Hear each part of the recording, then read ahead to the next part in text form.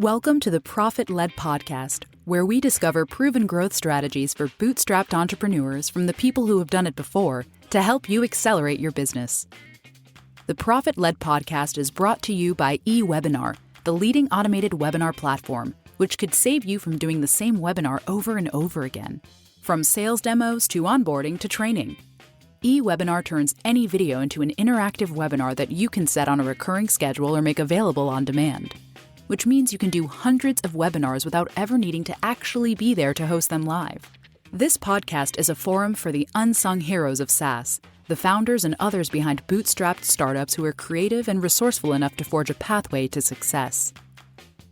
Here is where they get to share everything they learned along the way, so you can benefit from their experience and find success in your own ventures too. Welcome to ProfitLed, the podcast for bootstrap entrepreneurs looking to make it happen. My name is Melissa Kwan. I'm the co-founder and CEO of eWebinar and your host.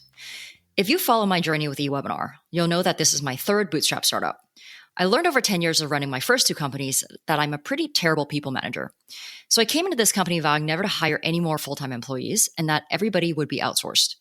I've always had remote teams, way before it was cool. So working with contractors was not a huge jump from what I was used to. The thing is, as a bootstrap company, working with contractors wasn't as much of a choice for us as it was a necessity. How can a small startup like us possibly compete on salaries and benefits with funded companies and established companies in North America or even Europe? Not only can we not compete on salaries, we can't compete on the same culture and provide a space for team members to socialize. So in turn, we have to compete on lifestyle. And having a remote team allows you to do that. When you remove the need to hire locally, it opens you up to the rest of the world so you can hire based on skill sets, align values, and mission. You can even offer competitive rates for someone in their home country, something you can never do locally. These are the things that allow you to build and retain a team.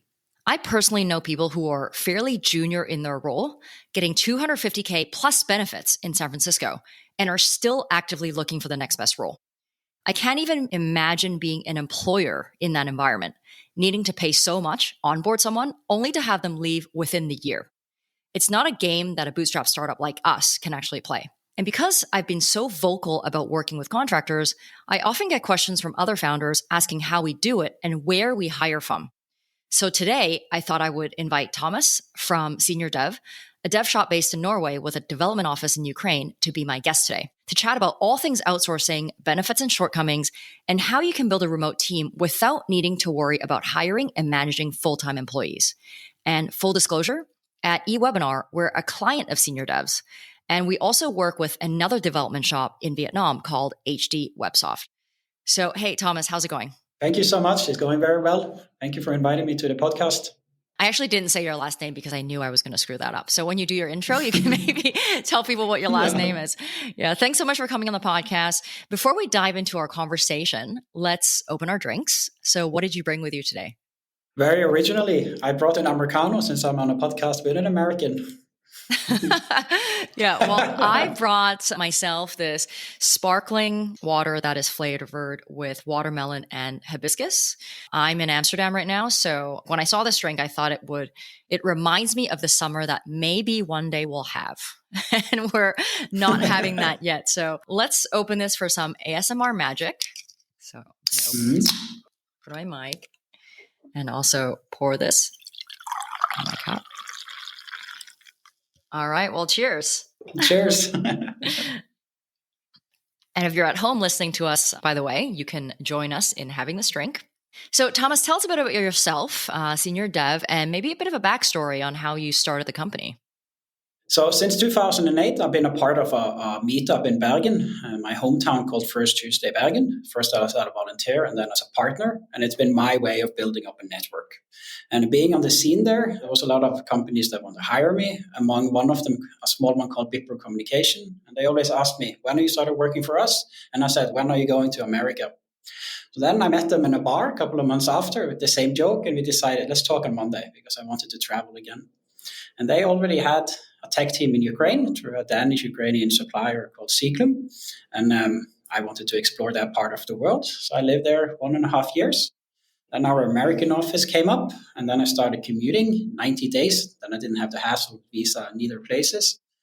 And I did that for 2 years. I was in Palo Alto. And when that came to an end, I had a choice. Do I apply for a job in America? Do I go back to Norway? Or do I go back to Ukraine? And I did the obvious choice. I went back to Ukraine, and then I started SeniorDev together with my old boss. And how many years ago was that? This was back in late 2014. Late 2004. And you guys are fully bootstrapped as well? Yes. So I lived on the savings I had before I started the company. So I need to address the elephant in the room right now. You guys have, or maybe had, I'm not sure, a development office in Kiev, Ukraine. Is that office still operational? We actually have 2 offices in Ukraine, a small one in Lviv, which is actually a villa. I always called it a hacker's home because it has this Silicon Valley garage style of it. And then we have a proper office in Kiev, and we still have both of them. But there's not many people there, that's true. We got a good discount from the landlord, so that's why we kept it a little bit to don't lose the connection to Ukraine and also to store our stuff. So fun fact about me, a few years ago, I left New York to travel full time. I actually did it for 3 years.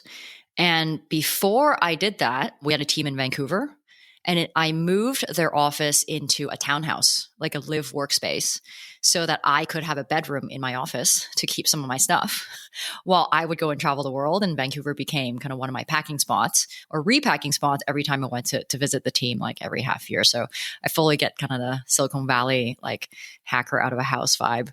How did the war impact your operations and your team? Yeah, so when the war started, we actually had an office in Phuket. That was nothing with the war. It was just an idea I had. Why do we sit in grey Kiev or Europe in the middle of the winter when we can be in Phuket? And then the war drum started, and we just stayed a little bit longer. I stayed longer. I actually had a return ticket the 22nd of February, and a lot of my guys actually went back, and then the war started 2 days after. But they were glad to be back because they had children and stuff. Imagine being far away from them.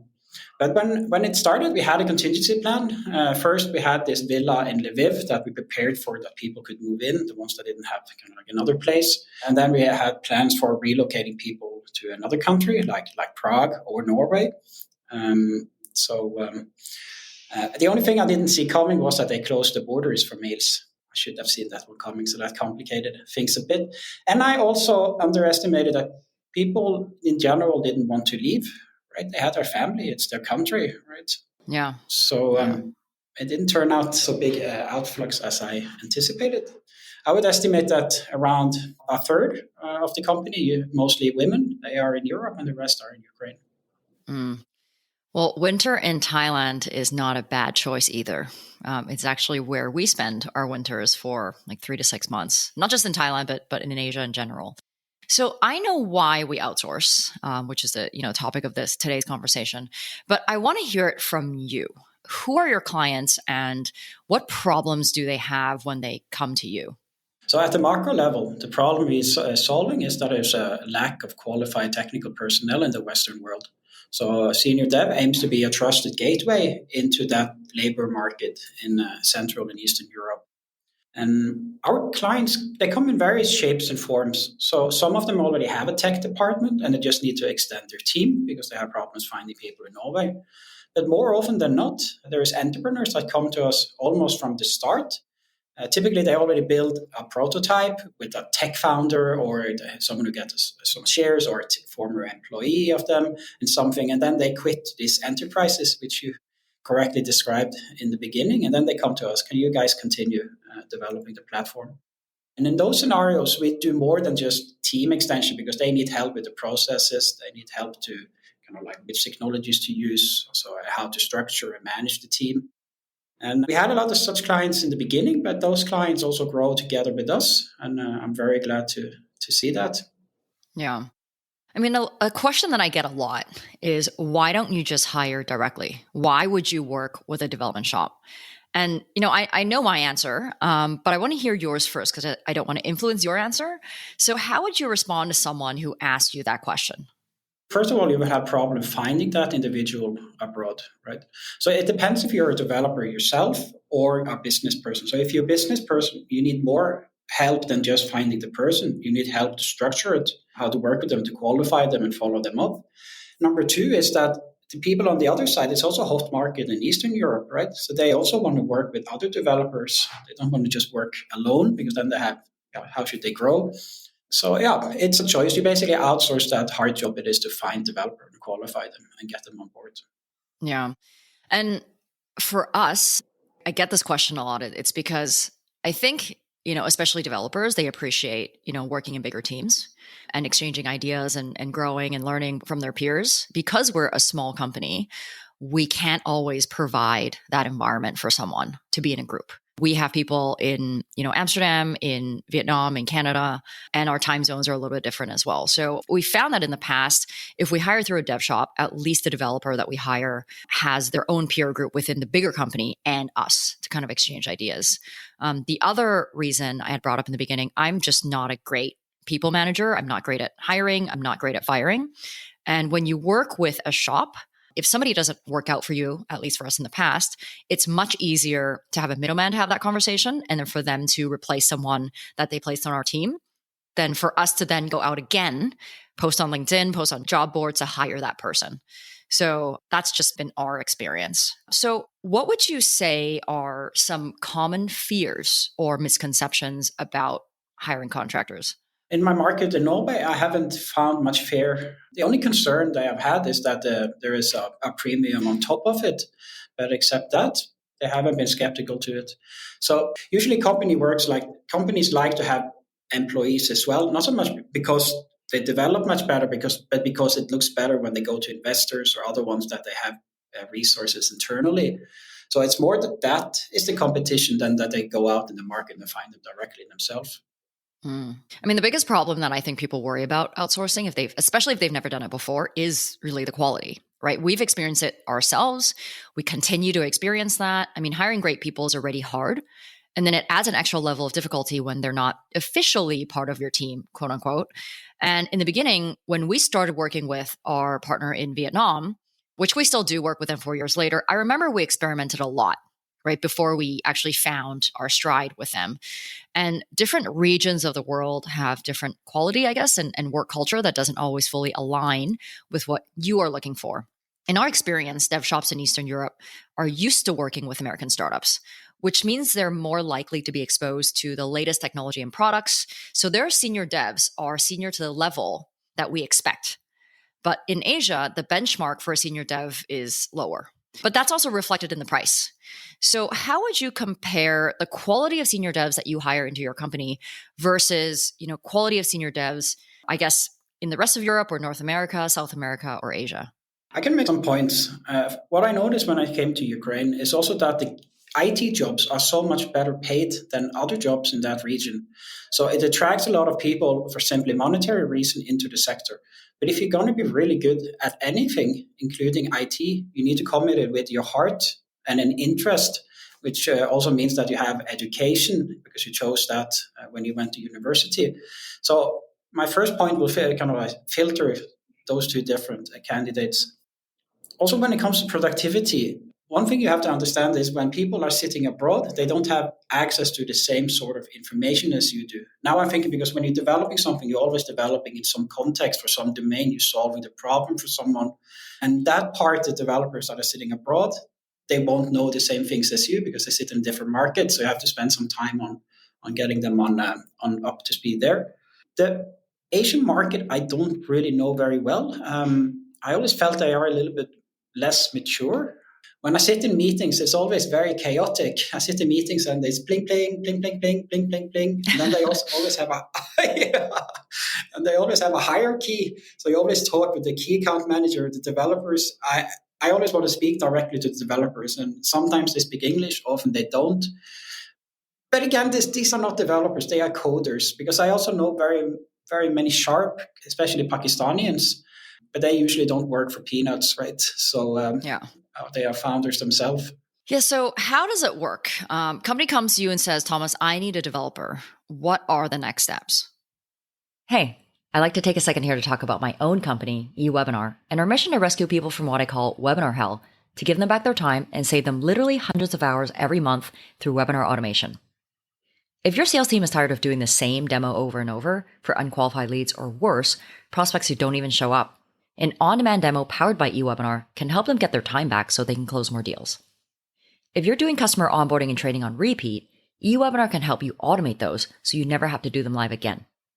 Customer success teams are using eWebinar to run hundreds of sessions every single month without a live host. Why don't you give our product a try and see for yourself? Visit ewebinar.com to join our own on-demand demo or to sign up for a free trial. All right, now that I've gotten that on my system, let's get back to the episode. The first step is a pre-qualification step. I need to understand who I talk with, what their background is, what problem they're solving, if they had success before, or if they had experience with software development before. And I need to like them, and they need to like me. We need to have some sort of connection. Based on that, we suggest a solution. I'll keep it a little bit short here for a brewery, but we have two different models. It's outsourcing, where basically you give us a job and we put in a project manager and find the developers, the tech team, and the architecture. Or we have team extension, where you already have a team and you just want to add more qualified people. The next step is recruitment. Then I bring in my HR manager. They also want to learn and know the client and what problem they're solving, so she can sell it into the developers. She has many different sources for finding developers. When she eventually finds some good ones, she has an HR interview. If they pass that, they comes to me. I have a meet and greet interview, greet talk. Just want to learn to know them, set the expectation, and also tell them what I expect from them when we have the technical interview. Or I try to have it in a more conversational way, by the way. I figured out that it works better. And then we have 2 technical interviews after that. And if they pass, we present them to the client, and then we sign the contract, and then we get going. And can you hire someone part-time, or does it have to be a full-time extension? We are flexible. So if we have some internal resources that are available, we can do part-time. It all depends on who we have available. But we can't go out in the market for finding part-time resources. Although we've done it, but we have mixed experience with it, to be honest. Yeah. And this person that's on your team, do they act like any other team member? Meaning, like, do you communicate with them directly, or is there an account manager in the middle that kind of helps with communication? No, from the very start, we focused on that they have direct communication with the client. And other thing I did as well, when I started working with outsourcing, I always reacted on that the teams were so big, kind of like you have a QA, and then you have another QA, and a project manager, and then you have retention manager. And I started counting this. So I'm used to Norway, where labor is expensive and you have to keep it cost effective. And that's why I chose find more senior, mature people and have smaller teams. And overall, you will get better quality and better price. Yeah. But do you also hire juniors? Because I guess not all roles require a senior dev, right? I have to tell you a funny story. So actually, the very first guy we got on board, SeniorDev, we called it before SeniorDev only. We removed that only because it was a bit too cocky. Yeah. He was, yeah. But he was an intern. He was not part of our offering. He worked on some internal stuff we had. And he wrote on LinkedIn, he's a junior developer and company senior dev. So his title was junior developer at SeniorDev only. I had one. So yeah, that's true. Yeah, we removed that fast. But anyway, we had some collaborations with some IT academies in Kiev some years ago, where we offer internship programs. And then we had them 1 month where we do training internally. Then we put them for free on a project for the client for 2-3 months. 2-3 months. And after we offer them to the client, if they deliver, we want this guy for a cheap sum of money. And then they do that for a year, and then they start to be experienced enough to be sold out on the market. Can you share a budget range for developers with, various skill sets and years of experience? Like, what can people expect? It's a hard question. That's why I always refer that to Natalia, because it's always changing. But I get $50 to $60 per hour for a senior developer with many years experience. That's a rough number. And I mean, it's hard to know if someone actually fits well in your team until they actually start, right? I mean, everyone during the interview, they're enthusiastic, they want the role. What happens if, somebody takes on a developer from you, after a couple of weeks, the client realizes the dev that you place for them is not a great fit? Like, what happens at that point? Yeah, so the first thing we're trying to identify is what is really the problem. Is it a communication problem? Is there lack of a good process? Is the developer lazy? So what kind of real problem is underneath? So after we figure that out, then we can take the next step, kind of like either fix the process or find another guy. But in most situations, it's about fixing the communication, fixing the process. And it's only the last years, it's only 2 guys that we kicked out actually. So what would you say is the hardest part about running a dev shop? I would say it's very labor intensive because you have a lot of clients on one side and then you have a lot of developers on the other side. So you're sitting in the middle. Yeah. You're babysitting both sides. Yes. So it's just a lot of hard work, basically. Yeah. I mean, how do you recruit and retain a high quality team and remain competitive in this global market? Right? Like you don't want to charge an arm and a leg because then, nobody will work with you or they'll look elsewhere. But at the same time, you want to make sure that you have high quality developers so that people come to you, right? So how do you maintain that balance? Yeah. So, well, one thing, you can't find the market because the market has already set a price on what the resources cost. And there's a lot of statistics about it. So all the developers know it very well. So that is just how it is.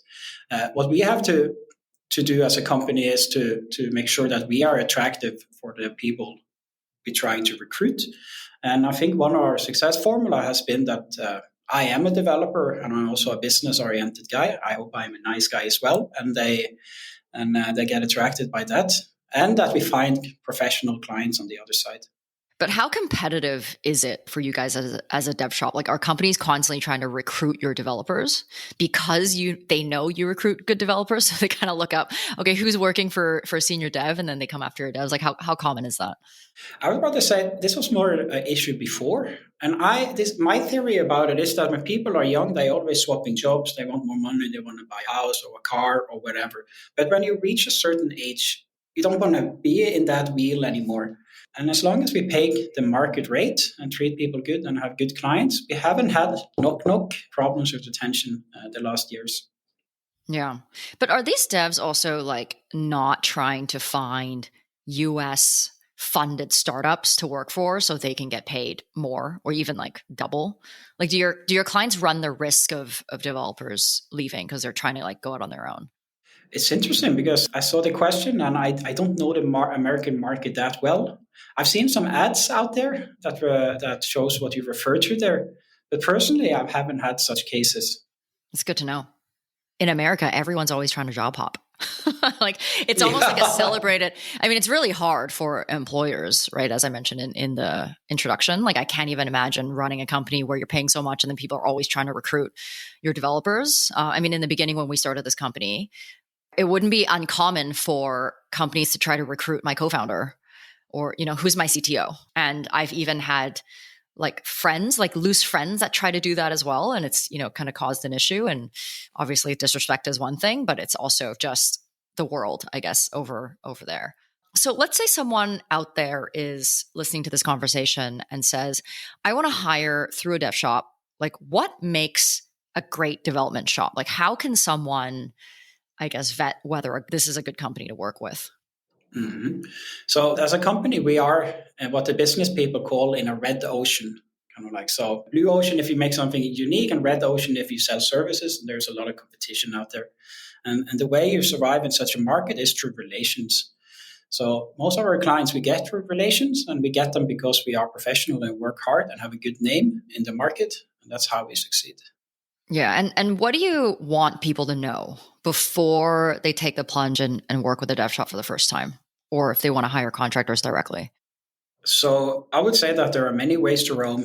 So both things can work if it's done correctly. So if you're using a dev shop, you outsource the job it is to find qualified resources. Else you have to spend your own valuable time on doing it yourself instead of growing your business or sales. So the choice is yours. Well, what would you say, like what makes SeniorDev better than other companies? We are professional, we work hard, and we work according to best practices, and we have good references. That's why you should work with us. I mean, I just want to say that like any founder or executive on LinkedIn gets marketed like by a dev shop multiple times a day. Like I get marketed through email, through my DMs multiple times a day. It's really hard for me to entertain those offers first because there's so many of them and it's hard to know which one is good. Because everybody says they have the best developers. That's like their starting point. Like, we can fulfill your needs. We have the best developers, work with us. But every dev shop, I realize, have a different way of structuring. So it's not just how much a developer is. It's also sometimes they have a minimum contract requirement. It might be like, you need to have 3 people for 6 months. Like, I can't pay, a minimum of 30 grand. And also, like, as a company, I don't know how you work and whether you're a good company. So just putting 3 developers on my team without easing into it is actually a very big commitment. But also, I feel like there are definitely different levels of skill sets for different regions as well, and different work cultures that may or may not align with us and time zones as well. So that for us plays a big part in where we look for developers. And especially now that we're looking for senior developers, we definitely want to look in Eastern Europe or Europe, just because it matches with the time zone, but also because of, as you mentioned, the education and the exposure to, the latest technology as well. So Thomas, what are some final words of wisdom that you want to leave with our listeners today who are bootstrap founders focusing on driving growth and profitability? Solve a real problem people are willing to pay for. Get sales going straight away. Don't wait for the perfect product. Get it launched as fast as possible, because perfect product doesn't exist. Run your business according to best practices. I believe that there is formulas on how to run a business. Lean Startup is a famous book, and there's a lot of other books around it. Apply those best practices. I also noticed working with a lot of startups over the years that they say that 9 of 10 startups fails. I don't believe in that one, because I see the ones that are failing, I usually fail because of amateurism. So coming back to that, there is a formula how to make it succeed. So that's the good news. The more chilling news is that expect to work hard and a lot, and good luck. Yeah, I mean, chasing revenue first. That's something that, as a bootstrap startup, we've had to do. We don't really have a choice. So definitely some good advice there. How can people connect with you and learn more about SeniorDev? You can check out our website, SeniorDev.com. You can also contact me by email, thomas@seniordev.com. And I would love to meet you guys and have a talk. So how did you get the domain SeniorDev.com? Was it just available, or did you have to go and bid for it? It was actually available. We were lucky. Really? No way.